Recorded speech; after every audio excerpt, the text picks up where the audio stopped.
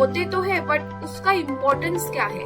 Because variation का importance बहुत बार पूछा गया है, ये एक बहुत ज्यादा इम्पोर्टेंट टॉपिक है। आरएनए में सिर्फ एक ही चेंज होगा, विच इज दैट के थाइमिन की जगह यहाँ पे हमें यूरेसिल देखने मिलेगा।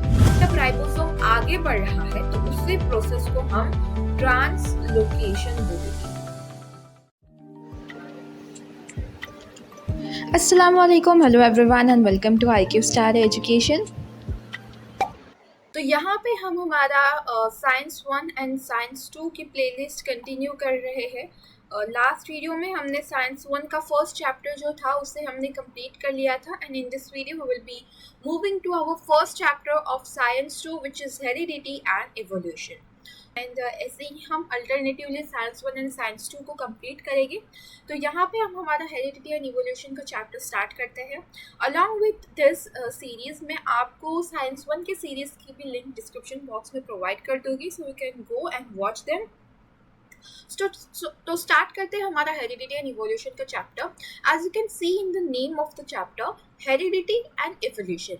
ये चैप्टर दो पार्ट में डिवाइडेड है। First is the heredity and then the evolution.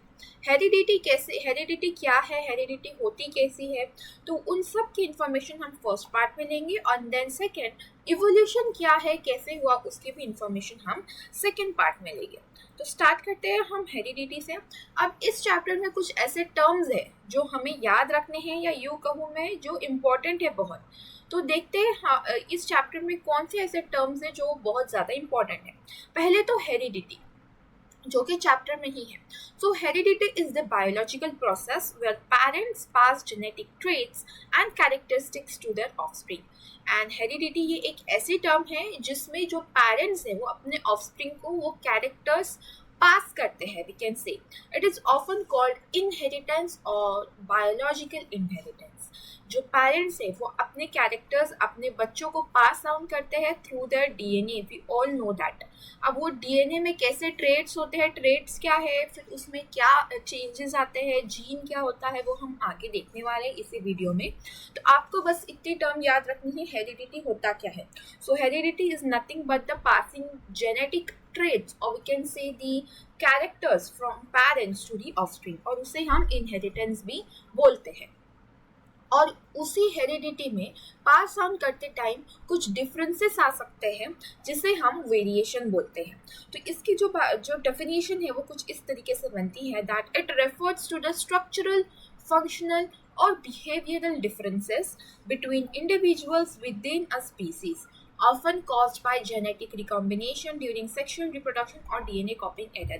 ये हार्ड वर्ड्स देख के आपको डर नहीं जाना है, ये सिंपली इतना ही बोल रहा है कि वेरिएशन डिफरेंसेस है जो कि चेंज होते जाते हैं।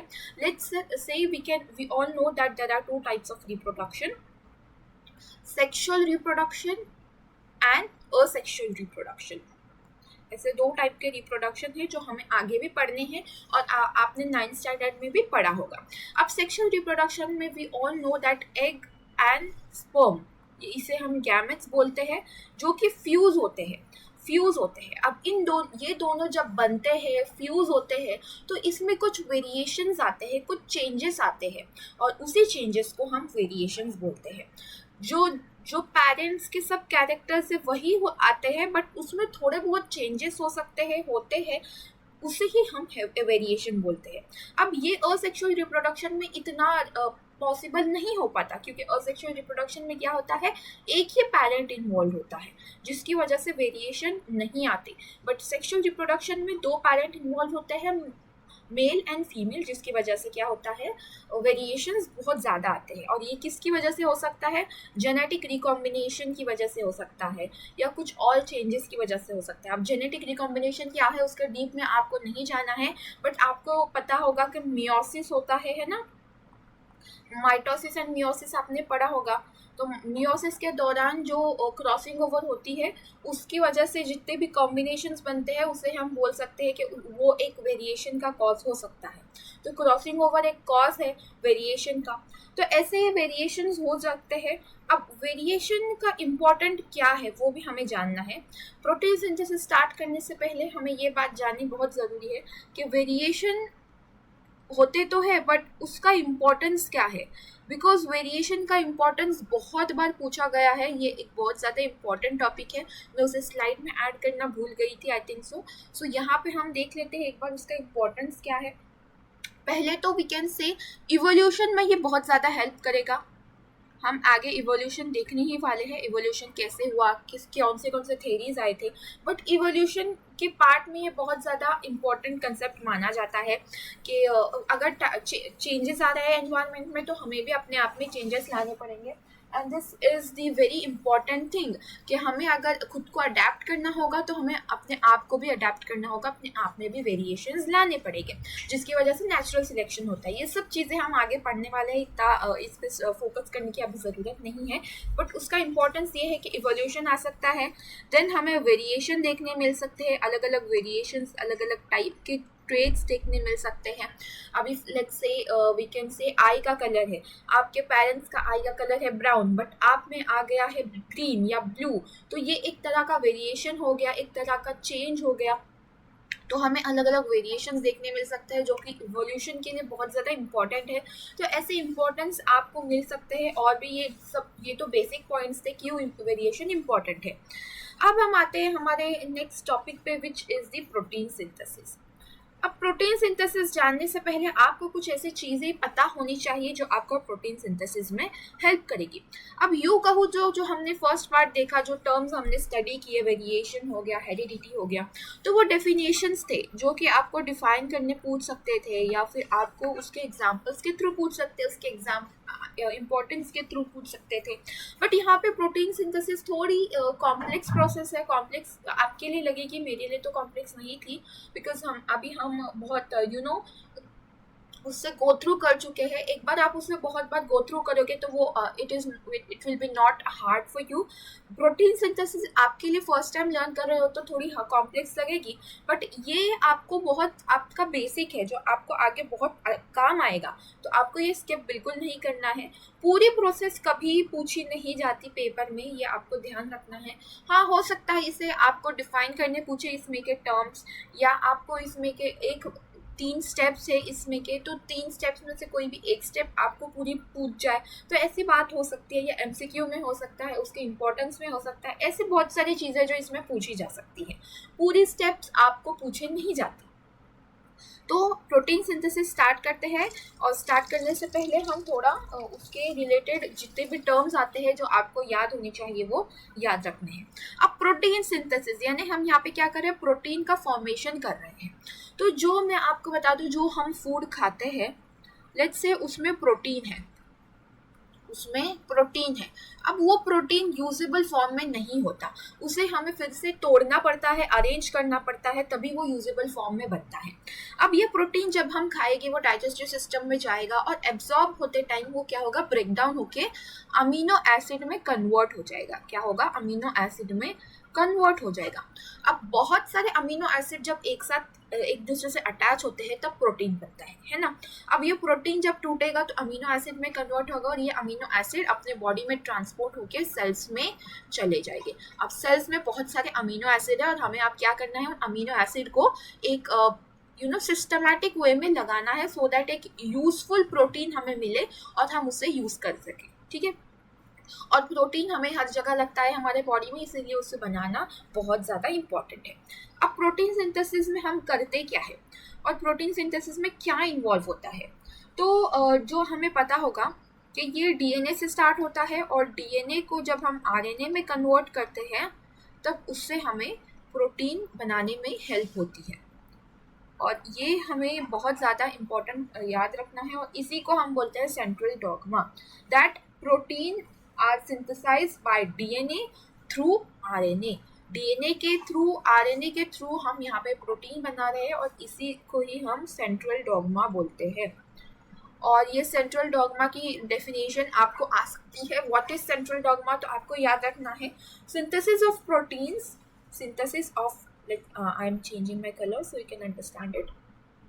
Synthesis of protein through DNA and RNA is called central dogma. सो ये सेंट्रल डॉगमा की डेफिनेशन हो गई। हमें डीएनए को पहले आरएनए में कन्वर्ट करना है एंड देन आरएनए को प्रोटीन में। अब डीएनए का स्ट्रक्चर कैसा होता है, उसे हम आरएनए में कैसे कन्वर्ट करेंगे, उसे हम आगे देखते हैं। तो ये बेसिक इंफॉर्मेशन हो गई। और जैसे आपको पता है कि कोई भी हम रेसिपी बना रहे हैं, लेट्स से कोई भी हम यहाँ पे डिश बना रहे हैं और उसकी हमें रेसिपी कहाँ से मिलती है, लेट्स से बुक से मिलती है, रेसिपी बुक से मिल गई या यूट्यूब से मिल गई या किसी और चीज़ से मिल गई। तो यहाँ पे प्रोटीन सिंथेसिस यानी कि प्रोटीन बनाने की रेसिपी हमें डीएनए से मिलेगी और we can say genetic code से मिलेगी। अब जेनेटिक कोड क्या है वो मैं आपको आगे बताती हूँ। बेसिकली ये जो जीन्स पे प्रेजेंट होते हैं, कोड जो जीन्स पे प्रेजेंट होता है उसे हम जेनेटिक कोड बोलते हैं। तो प्रोटीन बनाने की रेसिपी कहाँ पे है, जेनेटिक कोड में है। और अबे हमें उसे जेनेटिक कोड को क्या करना है, लेट्स से वो एक इंफॉर्मेशन है, अब उस इंफॉर्मेशन को हमें प्रोटीन में कन्वर्ट करना है आरएनए की मदद से। आरएनए का यहाँ पे बहुत बड़ा रोल है। आरएनए की मदद से वो जेनेटिक कोड को हमें प्रोटीन में सिंथेसाइज करना है। अब आरएनए भी 3 टाइप के होते हैं। आरएनए भी 3 टाइप के होते हैं। I think so you all know. First RNA is mRNA, second RNA is tRNA and third RNA is rRNA। अब mRNA मतलब मैसेंजर आरएनए, ये मैसेज लेके जाता है। tRNA that means transfer RNA, जो कि ट्रांसफर करता है इंफॉर्मेशन को। rRNA यानी राइबोसोमल आरएनए, जो कि हमें राइबोसोम में मिलता है। तो यहाँ पे हमें ये तीनों भी आरएनए की हेल्प लेनी है और प्रोटीन बनाना है। तो स्टार्ट करते हैं हमारा प्रोटीन सिंथेसिस। सबसे पहले हम डीएनए का स्ट्रक्चर क्या है बेसिक सा वो थोड़ा सा डिस्कस करते हैं, सो दैट आपको आगे कुछ ये ना हो, थोड़ा सा ही पार्ट डिस्कस करेंगे। ये है डीएनए, डबल हेलिक्स स्ट्रक्चर जिसे हम बोलते हैं। ये होता है शुगर फॉस्फेट बॉन्ड, जो आप येलो कलर से देख रहे हैं वो है शुगर फॉस्फेट बॉन्ड। शुगर और फॉस्फेट यहाँ पे कनेक्ट होता है और उनसे ही एक वी कैन से एक बेस कनेक्ट होता है, नाइट्रोजिनस बेस बोलते हैं। और वो नाइट्रोजिनस बेस क्या करता है, दूसरे नाइट्रोजिनस बेस को कनेक्ट करके रखता है, जिसे हम बेस पेयर्स बोलेंगे। यहाँ पे ये दोनों के पेयर्स बना के बैठे हैं। ये शुगर फॉस्फेट की बैकबोन है जो कि सेम रहती है। शुगर एंड फॉस्फेट ऐसे कनेक्ट होते हैं एक दूसरे से। And last but not the least ये नाइट्रोजिनस बेसेस है जो कि दूसरे नाइट्रोजिनस बेसेस से कनेक्ट होते हैं और ये एक लैडर लाइक स्ट्रक्चर बनाते हैं। अब इसमें चार टाइप के नाइट्रोजिनस बेसेस होते हैं, which is thymine, adenine, guanine and cytosine. Thymine हमेशा एडेनाइन के साथ बेस पेयर बनाता है एंड ग्वानाइन हमेशा साइटोसिन के साथ ट्रिपल बेस पेयर बनाता है। और यहाँ पे डबल बेस पेयर होता है, डबल हाइड्रोजन बॉन्ड होता है, सॉरी यहाँ पे ट्रिपल हाइड्रोजन बॉन्ड, यहाँ पे डबल हाइड्रोजन बॉन्ड। अब इन केस ऑफ आरएनए, ये डीएनए की बात थी, अब आरएनए में सिर्फ एक ही चेंज होगा, विच इज दैट के थाइमीन की जगह यहाँ पे हमें यूरेसिल देखने मिलेगा। यूरेसिल एडेनाइन के साथ बेस पेयरिंग करेंगे एंड ग्वानाइन साइटोसिन के साथ। सिर्फ इतना ही डिफरेंस है कि थाइमीन की जगह पे यहाँ पे यूरेसिल होता है, दैट्स इट। तो ये हो गया बेसिक डीएनए का स्ट्रक्चर। अब जब हम प्रोटीन सिंथेसिस पढ़ रहे हैं उसमें बेसिकली 3 स्टेप्स है। पहला स्टेप है ट्रांसक्रिप्शन, दूसरा स्टेप है translation and the third step is translocation. ठीक है, ऐसे 3 स्टेप है। तो स्टार्ट करते हैं हमारे फर्स्ट स्टेप से, विच इज ट्रांसक्रिप्शन। ठीक है, तो आते हैं हमारे ट्रांसक्रिप्शन पे। अब आपको पता होगा जीन मतलब क्या, फिर भी मैं आपको बता दूं। जैसे हमने डीएनए का स्ट्रक्चर यहाँ पे पढ़ा, तो एक डीएनए का छोटा सा सेगमेंट जीन कहलाता है। डीएनए बहुत बड़ा है, बहुत 2 मीटर लॉन्ग है। एक सेल का डीएनए, हर सेल में डीएनए होता है, एक सेल के DNA nearly about 2 metre long है। बट हमें इतना पूरा डीएनए हमें प्रोटीन सिंथेसिस करने में यूज़ नहीं करना है। हमें सिर्फ छोटा सा पार्ट यूज़ करना है, छोटा सा सेगमेंट यूज़ करना है डीएनए का, जिसे हम जीन बोलते हैं। So gene is nothing but the segment of DNA which we will be using to transcribe और टू फॉर्म द प्रोटीन और पॉलीपेप्टाइड। ठीक है, तो यहाँ पे हम जीन को यूज़ करेंगे और जीन का यूज़ करके हम यहाँ पे एक आरएनए बनाएंगे।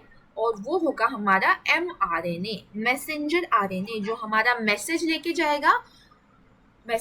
जाएगा साइटोप्लाज्म में। अब साइटोप्लाज्म में क्यों लेके जाएगा, तो बता दूं मैं आपको, डीएनए कहाँ प्रेजेंट होता है।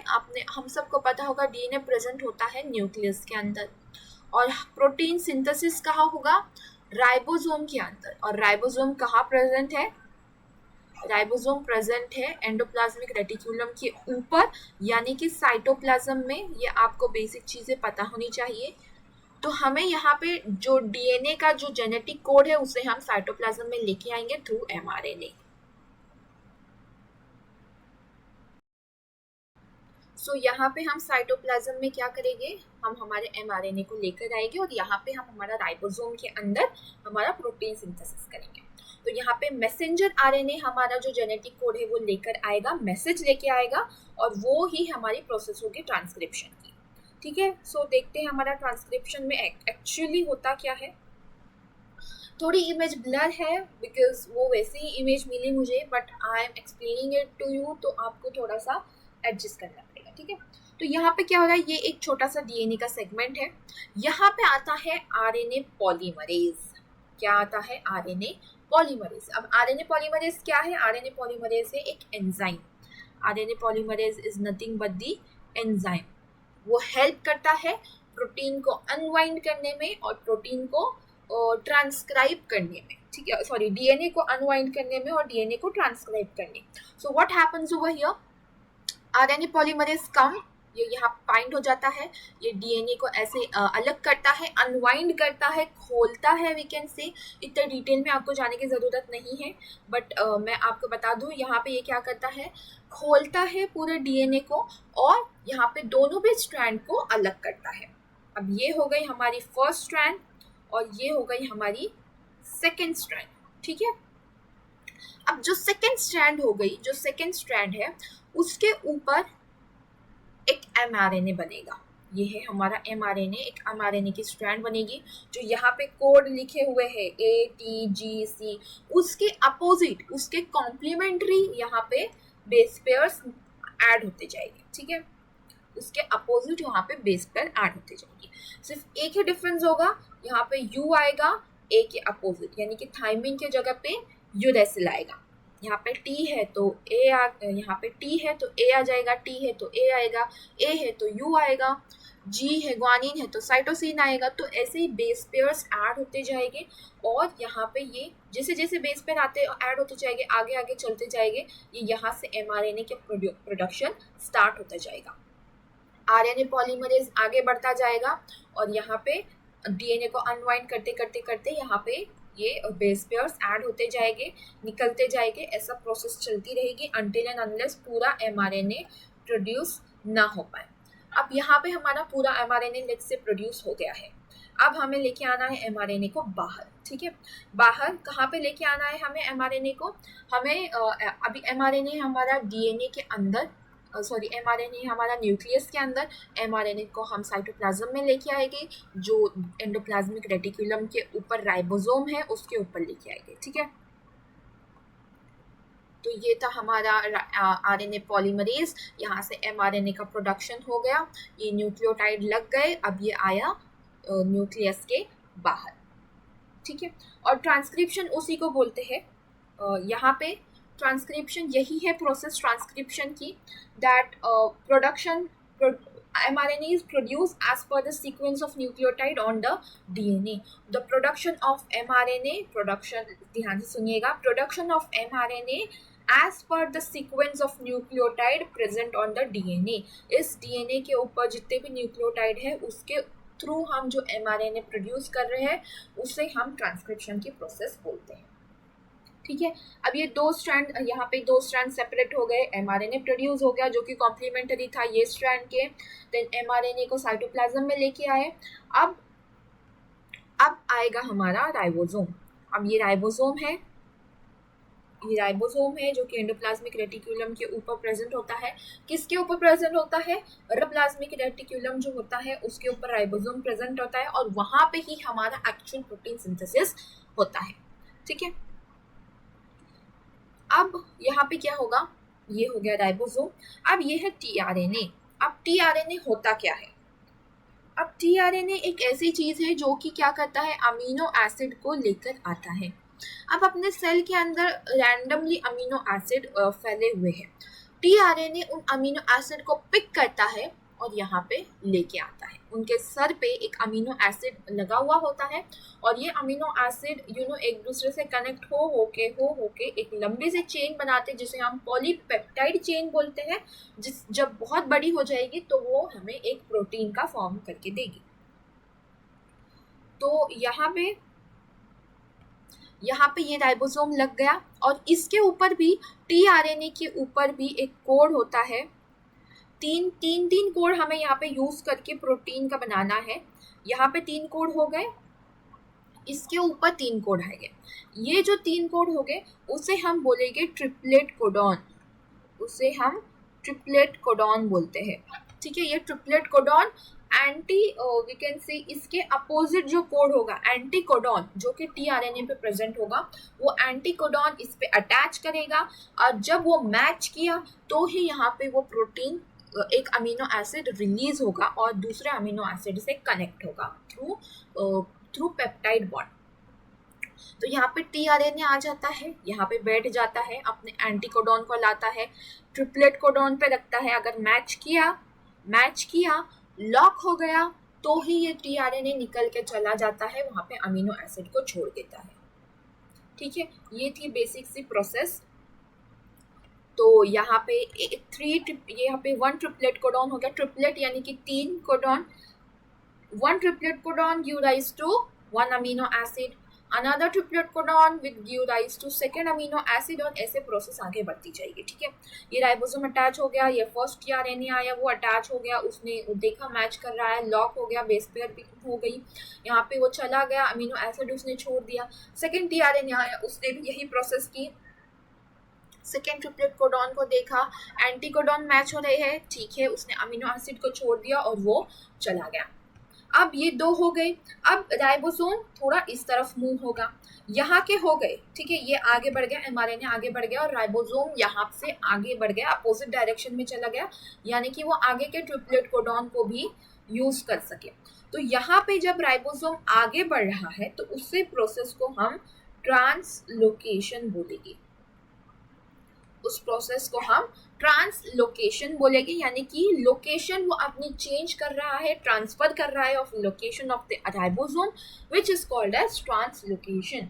और ट्रांसक्रिप्शन क्या था, यहाँ पे प्रोटीन का सिंथेसिस हो रहा है, वहाँ पे प्रोटीन का हम लेके, तो ट्रांसक्रिप्शन फर्स्ट स्टेप क्या थी हमारी, दिस वाज द ट्रांसक्रिप्शन जो हमने एमआरएनए बनाया। अब ट्रांसलेशन जो हम ट्रांसलेट कर रहे थे, यहाँ पे आ रहा था टीआरएनए, वो राइबोसोम के अंदर अमीनो एसिड को लेके वो छोड़ के चला जा रहा था, वो था ट्रांसलेशन। अब जब राइबोसोम आगे आगे बढ़ेगा वो होगा हमारा ट्रांसलोकेशन। तो ऐसे 3 स्टेप्स थे। अब ये आगे आगे बढ़ते चला जाएगा और लास्ट में जब आएगा ट्रिपलेट कोडॉन वो उसे ट्रांसलेट करके वहाँ पे स्टॉप हो जाएगा। ठीक है, तो ये थी हमारी प्रोसेस। यहाँ पे क्या हो रहा है, यहाँ पे एक लंबी सी पॉलीपेप्टाइड की चेन, ये दोनों कनेक्ट हो जाएगा, ये फिर कनेक्ट हो जाएगा और एक आएगा वो कनेक्ट हो जाएगा। और यहाँ पे लंबी सी पॉलीपेप्टाइड की चेन जब बनेगी तो वो प्रोटीन का सिंथेसिस करेगी एंड यहाँ पे हमारा प्रोटीन बन जाएगा और वो यूजेबल फॉर्म में होगा। ठीक है, तो ये था हमारा प्रोटीन सिंथेसिस का प्रोसेस। एक बार फिर से रिवाइज करते हैं, कहाँ से स्टार्ट हुआ, डीएनए से स्टार्ट हुआ। डीएनए को पहले हमने अनवाइंड किया थ्रू द आरएनए पॉलीमरेज के थ्रू। ठीक है, यहाँ पे मैं शॉर्ट फॉर्म लिख रही हूँ। अब अनवाइंड करने के बाद क्या हुआ, अनवाइंड करने के बाद वहाँ पे एमआरएनए का प्रोडक्शन हुआ। एमआरएनए को प्रोड्यूस किया, उसी को हम बोलते हैं ट्रांसक्रिप्शन, उसी प्रोसेस को हम बोलते हैं ट्रांसक्रिप्शन। ठीक है, फिर एमआरएनए चला गया राइबोसोम के अंदर और वी कैन से साइटोप्लाज्म के अंदर। देन राइबोसोम में आया टीआरएनए। टीआरएनए क्या लेके आया, अमीनो एसिड लेके आया। ठीक है, वो ट्रिपलेट कोडॉन के फॉर्म में ऐड करते गया, ट्रिपलेट कोडॉन के फॉर्म में वो ऐड करते गया एक एक अमीनो एसिड को एंटी ट्रिपलेट कोडॉन के थ्रू, और ये हमारा प्रोसेस था ट्रांसलेशन का। और जैसे जैसे ऐड करते गया राइबोसोम मूव किया, राइबोसोम नेक्स्ट ट्रिपलेट कोडॉन के लिए मूव किया, ribosome moves to next triplet codon, और इसी प्रोसेस को हम बोलते हैं translocation. And last but not the least, यहाँ पे मैं लिख रही हूँ प्रोटीन सिंथेसिस।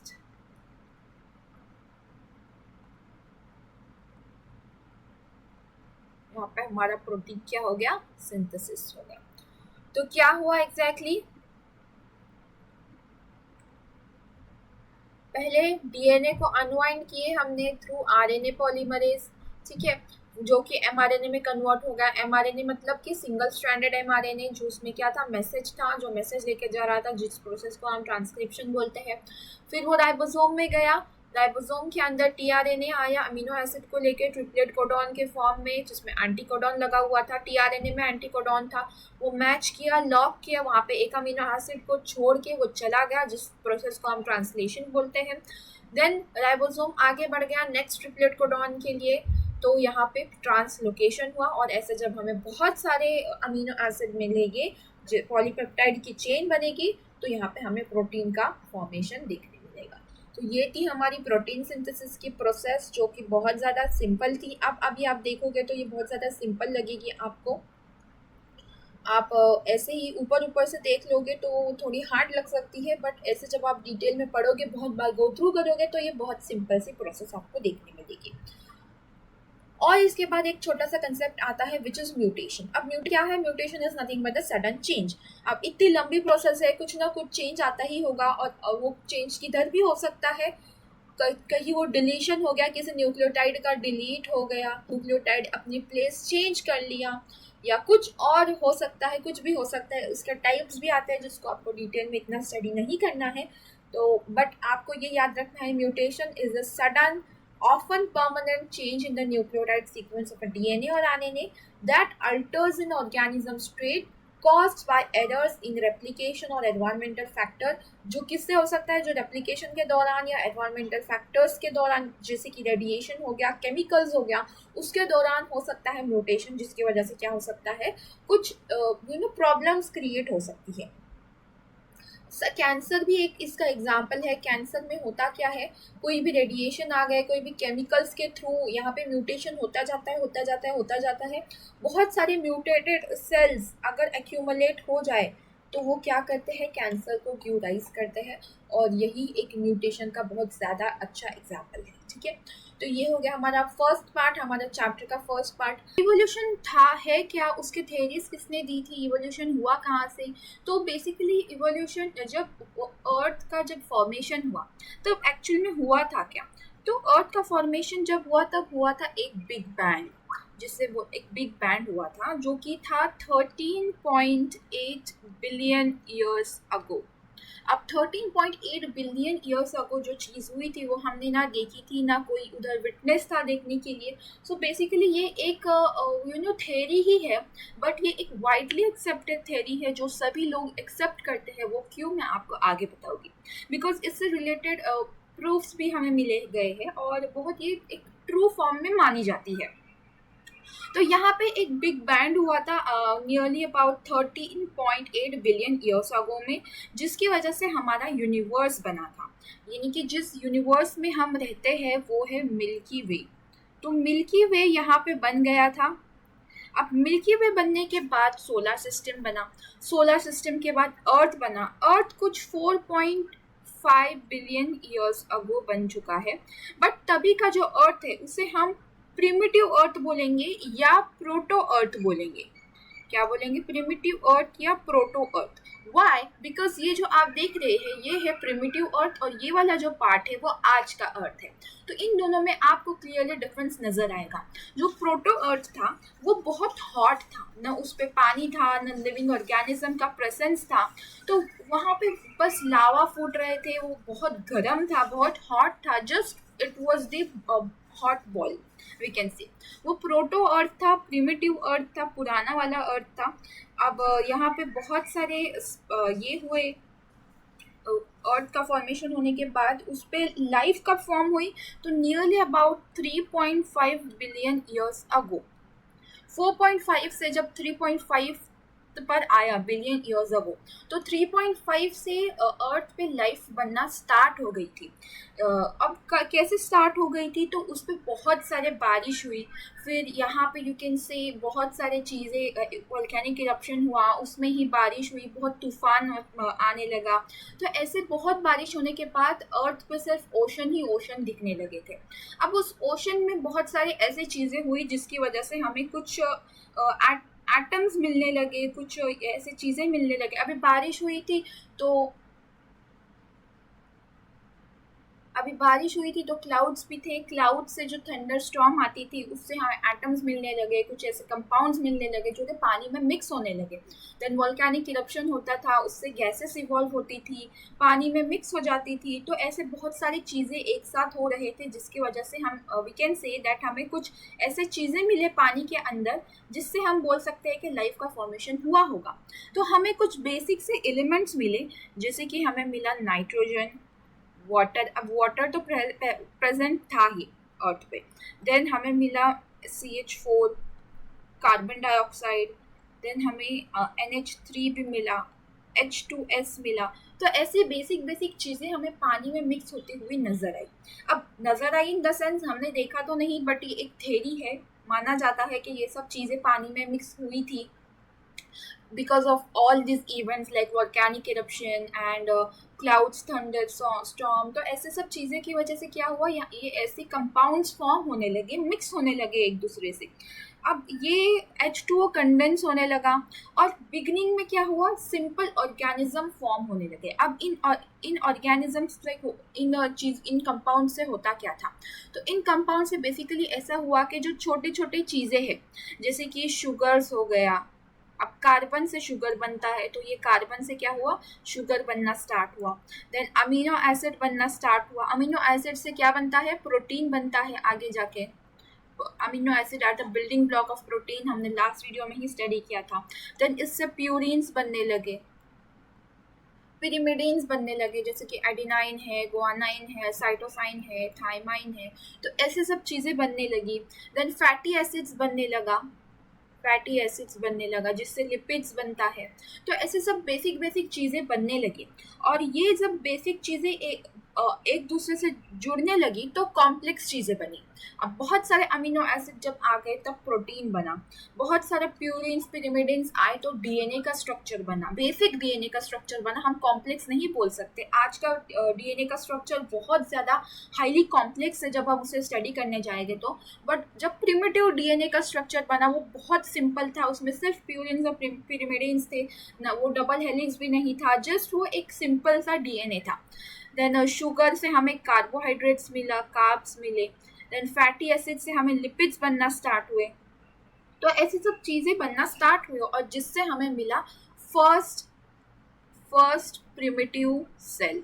प्रिमिटिव सेल हम इसे क्यों बोल रहे हैं, वी कैन से प्रोकैरियोटिक और primitive cell. It's because that कि ये बिल्कुल भी कॉम्प्लेक्स नहीं था। आज का सेल वो प्रोकैरियोटिक देखो, यूकैरियोटिक देखो, बहुत हाईली कॉम्प्लेक्स है।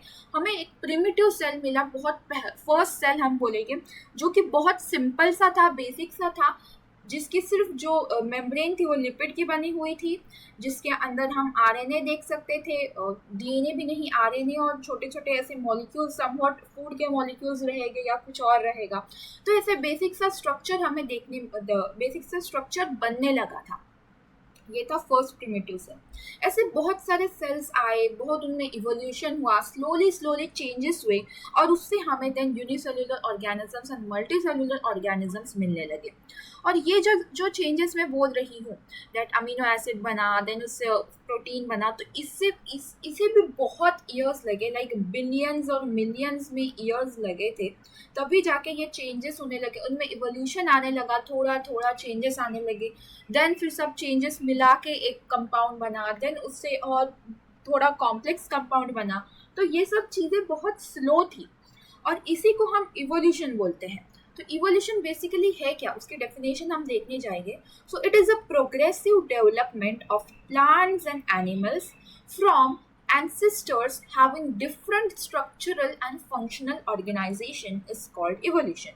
तो इवोल्यूशन एक प्रोग्रेसिव डेवलपमेंट है। प्रोग्रेसिव मतलब कंटिन्यू हो रहा है, स्लोली स्लोली हो रहा है, स्लोली हो रहा है प्लांट्स में और एनिमल्स में। कहाँ से हो रहा है? उनके एंसेस्टर्स से हो रहा है जिनके पास अलग स्ट्रक्चर था और अलग फंक्शनल था। तो उनके पास अलग स्ट्रक्चर था जिससे प्रोग्रेस होते होते, डेवलपमेंट होते होते उनका अलग स्ट्रक्चर बनने लगा, जो कि हमें आज देखने मिलता है। Now evolution is the slow gradual process, ये उसकी एक सेकंड डेफिनेशन है जो आपके टेक्स्ट बुक में भी दी हुई है। ये बहुत स्लो है, ग्रेजुअल प्रोसेस है, by which complex life forms developed from simpler ancestors over millions of years driven by accumulation of variations। अलग अलग वेरिएशंस आने लगे जिसकी वजह से कॉम्प्लेक्स लाइफ बनी, सिंपल लाइफ से कॉम्प्लेक्स लाइफ बनी, मिलियंस ऑफ ईयर्स लगे वो बनने के लिए, वेरिएशंस आते गए और फिर एक कॉम्प्लेक्स लाइफ हमें देखने मिली। तो ये था इवोल्यूशन का डेफिनेशन जो हम बोलेंगे। इवोल्यूशन की डेफिनेशन बहुत ज़्यादा इंपॉर्टेंट है आपके एग्जाम पॉइंट ऑफ व्यू से भी और बहुत सारी चीज़ों से भी। अब ये पूरी इवोल्यूशन की चीज़ जो है वो आपको पेपर में तो नहीं पूछी जाती, सिर्फ ये इवोल्यूशन के डेफिनेशंस आपको पूछे जा सकते हैं। वो जो स्टोरी मैंने आपको बताई, जो थ्योरी दी गई थी, जो कि जो थ्योरी का नाम है origin of life, origin of life, ये बुक के अंदर वो थ्योरी दी गई है। तो वो थ्योरी आपको पूरी तरह से पूछी नहीं जाएगी, तो बट बस आपको ये बुक का नाम रखना है, ओरिजिन ऑफ लाइफ, ये आपको याद रखना है बुक का नाम, और ये इवोल्यूशन के डेफिनेशंस याद रखने हैं। अब आते हैं हमारे मेन कंसेप्ट पे, which is nothing but the evidences of evolution. Evidences of evolution बहुत ज़्यादा इंपॉर्टेंट टॉपिक है। मैं बोलूँगी पूरे चैप्टर में जो आपको पूछा जा सकता है सबसे पहले वो है evidences of evolution.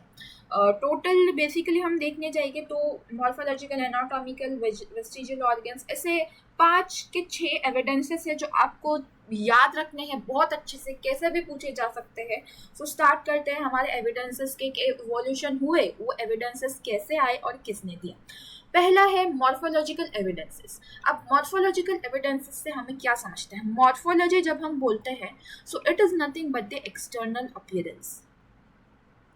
External appearance मतलब कि मॉर्फोलॉजी। अब यहाँ पे हम इनके पिक्चर्स देखेंगे तो हमें 2 कॉलम नज़र आते हैं, है ना? ऐसे 2 कॉलम्स हमें नज़र आते हैं। This is one is the first column and first row, and this one is the second row. First row में हमें 3 animals नजर आएंगे। First one is the dog, second one is the sheep, and third is the fox. हम उनके जब external appearance को देखते हैं तो सभी के पास सेम हमें एक्सटर्नल अपीयरेंस दिखते हैं, जैसे कि 2 eyes, 1 nose, 1 mouth and 2 ears, and basically उनके पास हेयर्स है सेम क्वांटिटी में, फिर ईयर्स है, सेम स्ट्रक्चर हमें नज़र आता है तीनों भी एनिमल्स में। तो उनकी मॉर्फोलॉजी क्या हो सकती है? सेम है, उनकी मॉर्फोलॉजी ऐसा बताया गया, यानी कि उनके एंसेस्टर्स भी क्या होंगे? सेम होंगे, ऐसा इस एविडेंस का कहना है। और एक यहाँ पे एग्जांपल दिया गया है ट्रीज का। यहाँ पे हम जब मैंगो के लीव्स देखेंगे, उनके फ्रूट्स देखेंगे, it's somewhat similar to the chikoos tree and lemons tree. सो यहाँ पे उनकी मॉर्फोलॉजी क्या है, उनके एक्सटर्नल अपीयरेंस क्या है, थोड़े से हमें सिमिलर नजर आए। So this one is the morphological evidences, that means they have the same ancestors, they may have same ancestors. अब यही मैं बोल रही हूँ, मे लगना बहुत ज़रूरी है, बिकॉज दीज आर थेरीज। ये थेरीज है। अब ये सच है कि गलत है, ऐसा किसी ने नहीं जाके देखा था उस टाइम पे, because millions of billions years ago हम वहाँ पे प्रेजेंट नहीं थे या कोई भी प्रेजेंट नहीं था देखने के लिए। सो ये एक थेरीज ही रहेगी। अब ये वाइडली एक्सेप्टेड थेरी इसलिए है क्योंकि इसका प्रूफ्स बहुत सारे दिए गए थे, इसीलिए इसे वाइडली एक्सेप्टेड बोला जाता है। तो इसीलिए ये एक बट थेरीज ही है, मैं आपको बता दूँ।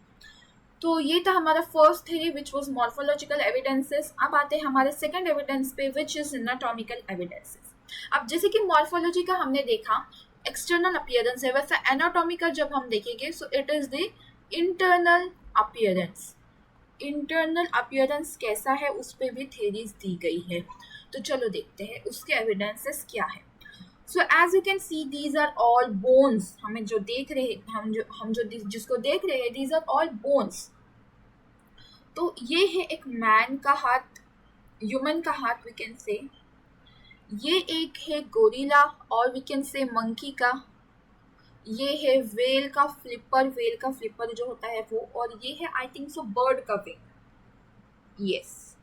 तो ऐसे ये सभी के हाथों के अंदर के जो बोन्स का स्ट्रक्चर होता है, बोन्स का फॉर्मेशन होता है और बोन को किस तरीके से रखा गया है वो बताया गया है। ह्यूमन में जो बोन का स्ट्रक्चर है तो वो कुछ इस तरीके से है। पहले लॉन्ग है, देन फिर 2 शॉर्ट है एंड फिर ऐसे 5 अलग अलग ये है, उसमें भी अलग अलग पार्ट है। Same here with the gorilla, first long है फिर 2 शॉर्ट है एंड देन फिर ऐसे जॉइन करके अलग अलग शेप बनाया गया है। देन अगेन वेल का फ्लिपर भी ऐसा ही कुछ इस तरीके से ही है। फर्स्ट ऐसा है, देन 2 अटैच है एंड देन उसमें कुछ इस तरीके से फॉर्मेशन है। एंड बर्ड का भी कुछ ऐसा ही है। तो इससे माना जाता है कि इन सभी के जो एंसेस्टर्स है वो कॉमन है, they have common ancestry. So this was the anatomical evidences. Now third one is the paleontological evidence. Now paleontology means what? So paleontology is nothing but the fossils. And study of fossils is called paleontology. Now paleontological evidences. अब fossils के evidences मतलब क्या? So basically fossils कुछ इस तरीके से दिखते हैं हमें। अब fossils बनते क्यों हैं? तो fossils इसलिए बनते हैं because जब कोई भी ऑर्गेनिज्म है वो डेड हो जाता है, वो मर जाता है, तो वो सॉइल के अंदर दफन हो जाता है। सॉइल के अंदर उसके ऊपर अलग अलग लेयर्स बनती जाती है। अब वो जैसे ही डेड हो जाता है तो उसका कार्बन का कुछ जो कंजम्पशन है, जो वो कार्बन ले रहा रहता है, ऑक्सीजन ले रहा रहता है, कार्बन डाइऑक्साइड रिलीज कर रहा रहता है, वो सब प्रोसेस जो है एनर्जी फॉर्मेशन वो सब खत्म हो जाता है, वो सब बंद हो जाता है और सिर्फ एक प्रोसेस चालू रहती है और सिर्फ एक प्रोसेस स्टार्ट रहती है जिसे हम बोलते हैं कार्बन 14 मेथड। तो ये कार्बन कंजम्पशन स्टॉप हो जाता है और उसके ऊपर जब सॉइल में लेयर्स बननी स्टार्ट होती है, वो जो सॉइल की लेयर्स है वो उससे एकदम कड़क हो जाती है। अंदर के जो ऑर्गेनिजम्स है सॉइल के अंदर के वो उसे खा के ख़त्म कर देते हैं। माइक्रो ऑर्गेनिजम्स हो गए या फिर जितने भी ऑर्गेनिजम्स है वो उसे खा के ख़त्म कर देते हैं। अब लास्ट में सिर्फ बचता है उनके बोन्स। वो बोन्स भी कभी कभी डिग्रेड हो जाते हैं, कभी कभी रहते हैं, कभी कभी डिग्रेड हो जाते हैं अगर उतने स्ट्रॉन्ग बोन्स नहीं रहे तो। और सिर्फ उनका जो बचता है वो वी कैन से जो छापा है उनका वो बच जाता है। तो ये कार्बन डेटिंग मेथड इसे बोलते हैं। कार्बन डेटिंग मेथड की कैसे जाती है? कार्बन डेटिंग मेथड से पता कर सकते हैं कि ये जो ऑर्गेनिज्म है ये कब मरा होगा, कब डेड हुआ होगा। तो कार्बन डेटिंग मेथड में बेसिकली करते क्या है, तो C14 कार्बन 14 एंड कार्बन 12 का रेशियो निकाला जाता है। ये एक थोड़ी कॉम्प्लेक्स प्रोसेस है, आपको इसके डिटेल में नहीं जाना है, बस इतना याद रखना है। या पैलेंटोलॉजिकल एविडेंस में करते क्या है, तो फॉसिल्स को देखते हैं, फॉसिल्स कैसे बनते हैं और उस ऑर्गेनिज्म कब मरा था वो ऑर्गेनिज्म, वो उसका पता लगाते हैं थ्रू कार्बन डेटिंग मेथड। इन दोनों का रेशियो निकालते हैं और उससे पता चलता है कि वो कितने साल पुराना ऑर्गेनिज्म है। तो इससे पता चलता है कि फॉसिल्स की क्या अहमियत है वी कैन से। तो फॉसिल्स बहुत एक इम्पॉर्टेंट चीज़ है जिससे हमें पता चलता है कि ये कैसे कितने साल पहले वो ऑर्गेनिज्म था प्रेजेंट। अब कार्बन डेटिंग मेथड से कुछ हमें चीज़ें पता चली है, जैसे कि पैलेंजोइक ईरा, ऐसे कुछ ईरा है, पैलेंजोइक ईरा, मीजोजोइक ईरा, सीनोजोइक ईरा। तो इन ईराज में कैसे ऑर्गेनिजम्स प्रेजेंट थे वो हमें पता चला है। सो पैलेंजोइक ईरा बहुत पहले के ऑर्गेनिजम्स थे, पहले का टाइम था। उस ईरा में हमें क्या देखने मिले, 3 तरह के एनिमल्स देखने मिले। इनवर्टिब्रेट्स देखने मिले, पाइसेस इन फिशेस देखने मिले अलग अलग टाइप के, रेप्टाइल्स एम्फीबियंस देखने मिले अलग अलग टाइप के। देन आता है हमारा मीजोजोइक ईरा। अब इस ईरा में हमें रेप्टाइल्स देखने मिले अलग अलग टाइप के, जो कि ऑफकोर्स अभी तक इवॉल्व हो गए होंगे, उसका अलग ही कुछ ऑर्गेनिज्म बना होगा। जिसमें हमें डायनासोर भी देखने मिला था। तो डायनासोर भी एक तरह का रेप्टाइल ही है, और वो हमें किस एरिया में देखने मिला था, मीजोजोइक ईरा में देखने मिला था। इसके ऊपर क्वेश्चन पूछा गया है। Then last but not the least Cenozoic era, जो कि अभी भी चल रहा है, जिसमें हमें एव्स, अलग अलग तरह के बर्ड्स एंड मैमल्स देखने मिले, जो कि बहुत हाईली डेवलप्ड ऑर्गेनिज्म है, वी कैन सी। तो ये थे कुछ 3 तरीके के ईरा। इसके ऊपर आपको एक्टिविटी बेस्ड क्वेश्चन पूछा गया है एक बार, तो अभी भी पूछा जा सकता है। ऐसा आपको टेबल दे देंगे, फोटो दे देंगे, और इसके जो ईराज है उसको ब्लैंक रखे जाएंगे। तो ईरा को आपको फिल करना है। तो ये ऐसे fill in the boxes type आपको क्वेश्चन पूछा जा सकता है। ठीक है, अब आते हैं हमारे आगे के एविडेंस पे, which is the vestigial organs. Fourth evidence. अब वेस्टिजियल ऑर्गन्स होते क्या है? ऑर्गन्स ही है, अपने बॉडी के ऑर्गन्स है। ये ऑर्गन्स ऐसे ऑर्गन्स होते हैं जो वेस्टिजियल होते हैं, यानी कि वेस्ट होते हैं। वेस्ट इन द सेंस उसका कुछ काम नहीं होता, दे हैव नो वर्क।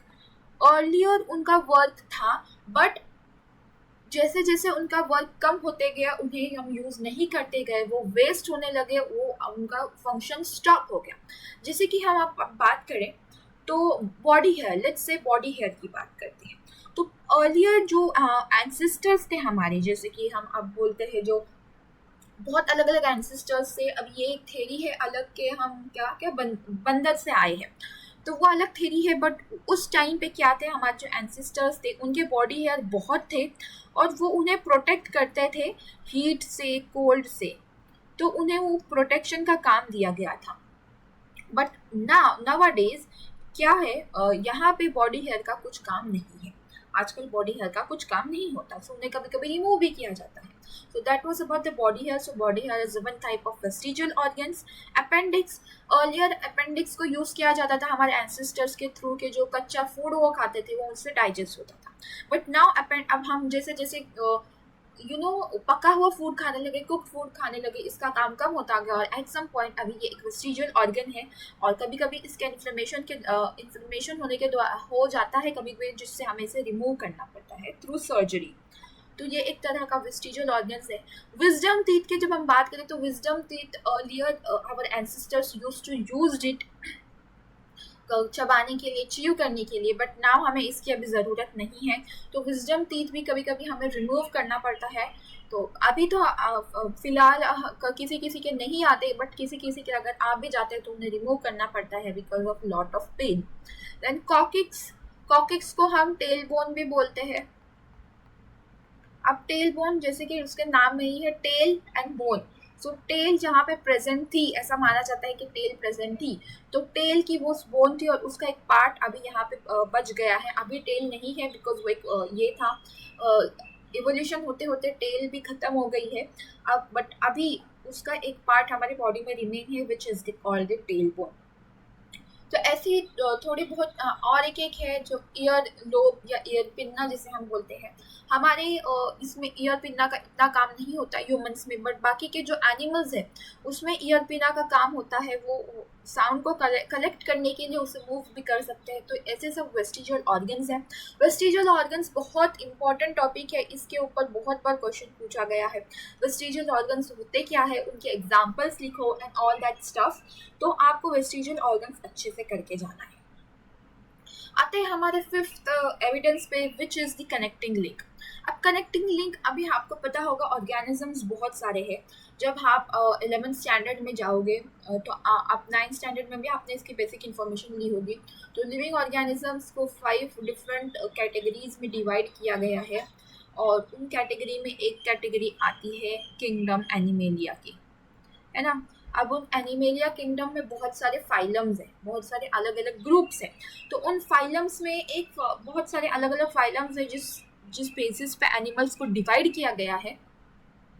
तो उस पर आधारित ये चीज़ है we can say. So connective link ऐसे ऑर्गेनिजम्स होते हैं जो शो करते हैं दो या दो से ज़्यादा फाइलम्स के कैरेक्टरिस्टिक। तो वहाँ पे कंफ्यूजन हो जाता है कि हम इस फाइलम में उसे डालें कि इस फाइलम में उसे डालें। तो उसके एग्जाम्पल्स को हम देखते हैं। जैसे कि पहला एग्जाम्पल है यहाँ पे, ये हम देखेंगे। So this is an earthworm which is the example of earthworm which is the example of Annelida. ये फाइलम एनेलिडा का एग्जाम्पल है। And second example which is the phylum arthropoda. Arthropoda में कॉकरोचेस भी आते हैं। और उसका कनेक्टिंग लिंक जो यहाँ पे बनी है वो है प्लैटिपस, पेरीपैटस।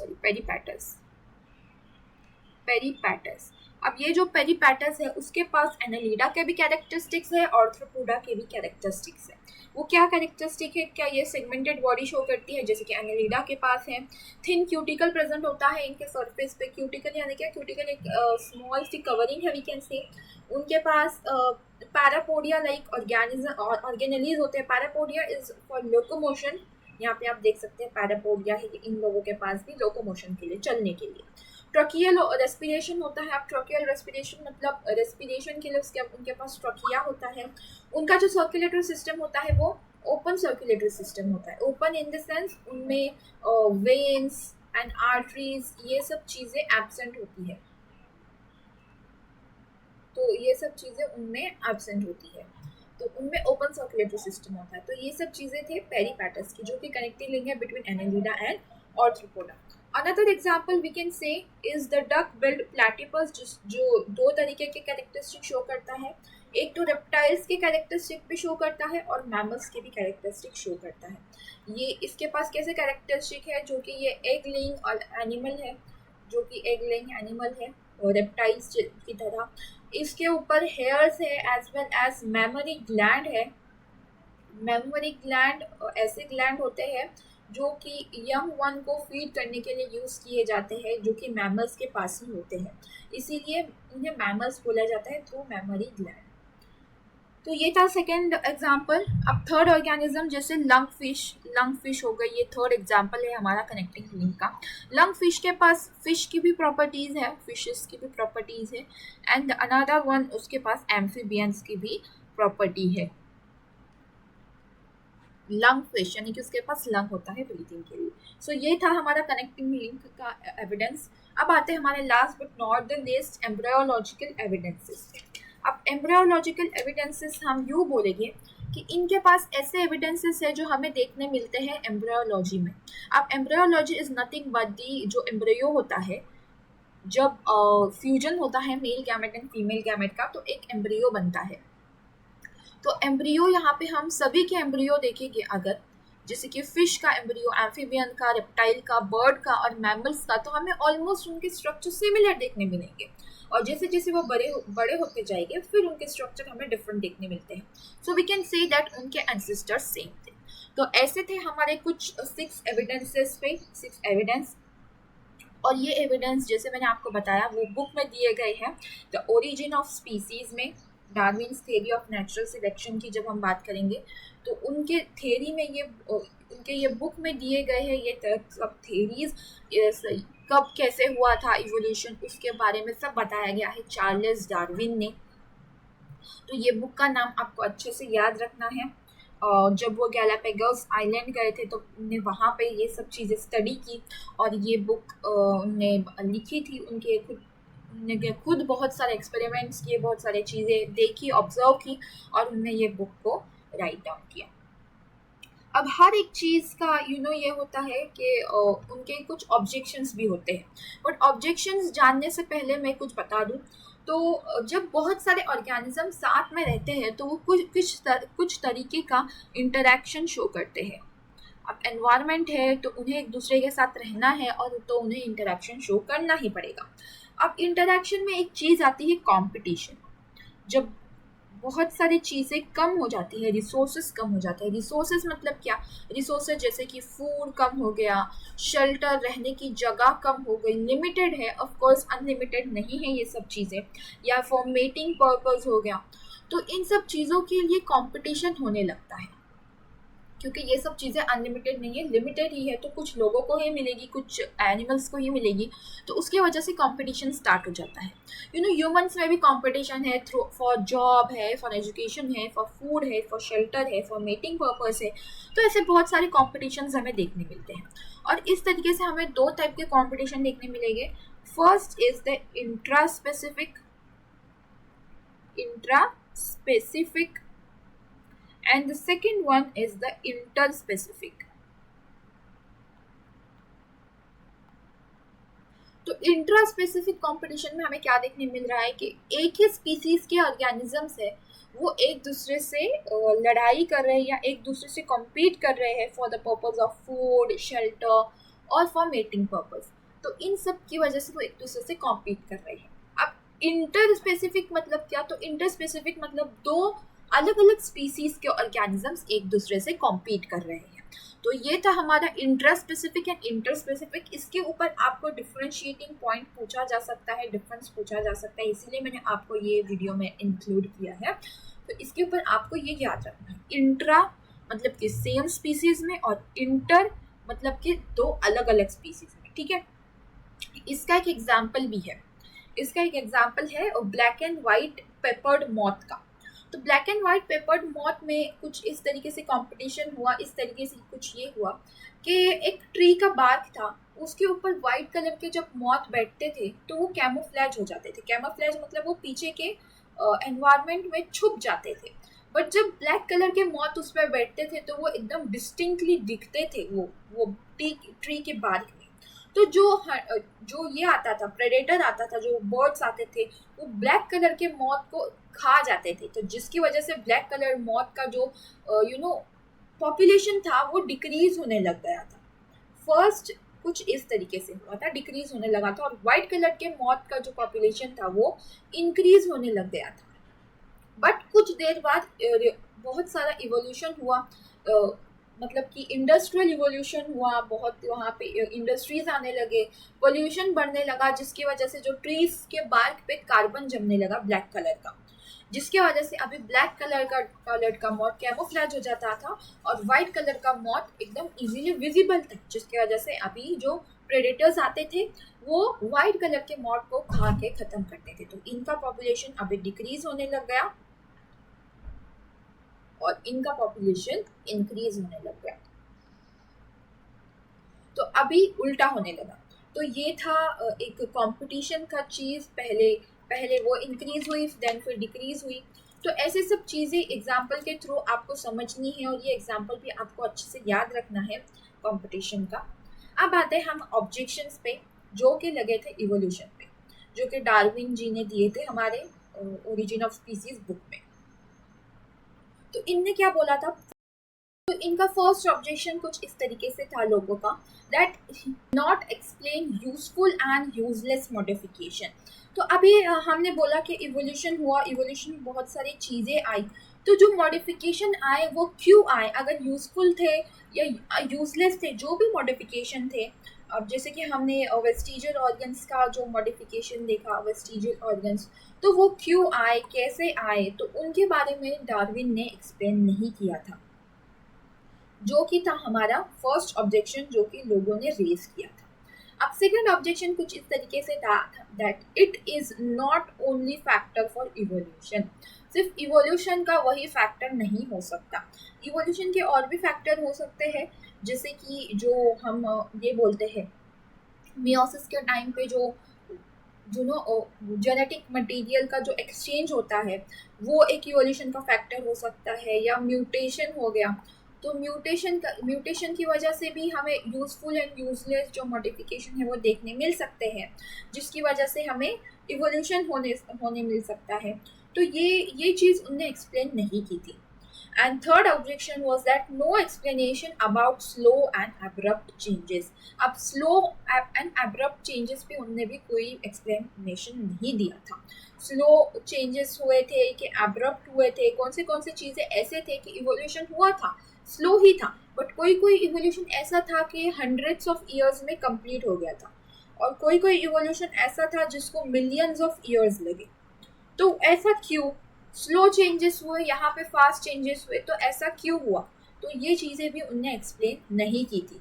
तो ये था उनके जो थ्योरी थी उसके रिगार्डिंग का ऑब्जेक्शंस। जो ऑब्जेक्शंस भी बहुत ज़्यादा इंपॉर्टेंट है, ऑब्जेक्शंस भी आपको पूछे जा सकते हैं एग्जाम में, what were the objections of the theories और द थ्योरी ऑफ इवोल्यूशन।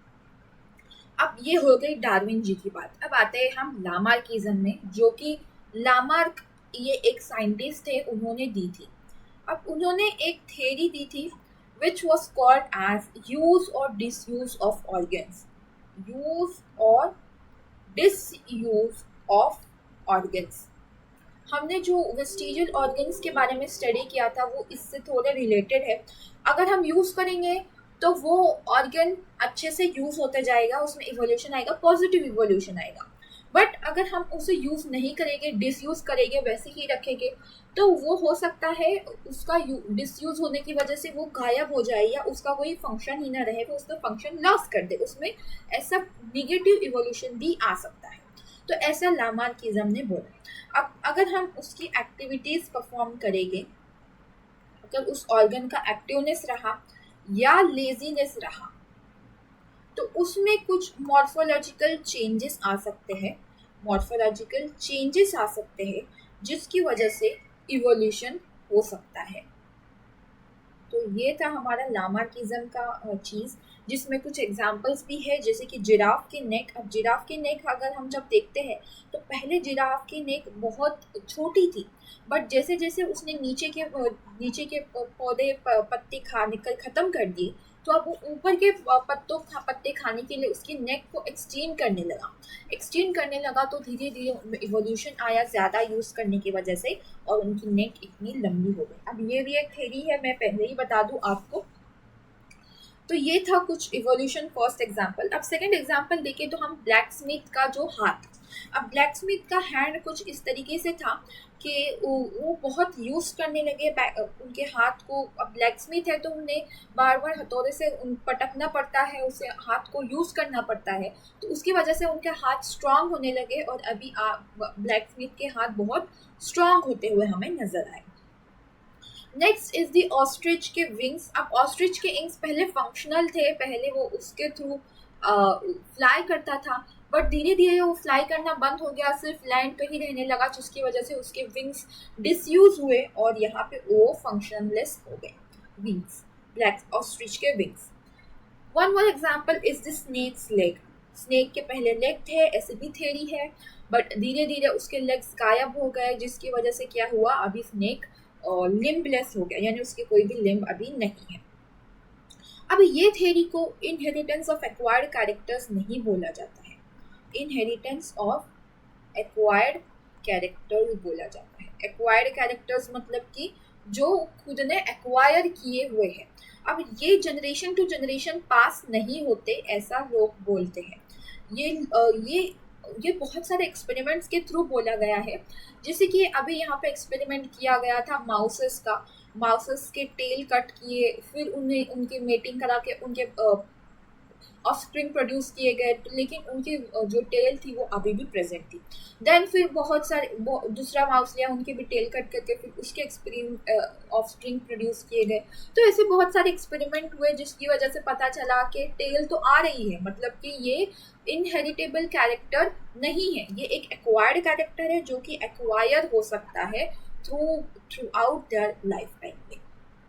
तो ये ऑब्जेक्शंस थे लामार्किज्म के। ऐसे लामार्किज्म भी बहुत बार पेपर में पूछा गया है, मैंने आपको स्टार्टिंग में ही बताया था कि इवोल्यूशन का जितना भी टॉपिक है, इवोल्यूशन का पूरा टॉपिक बहुत ज़्यादा इम्पोर्टेंट है as compare to the first one, heredity.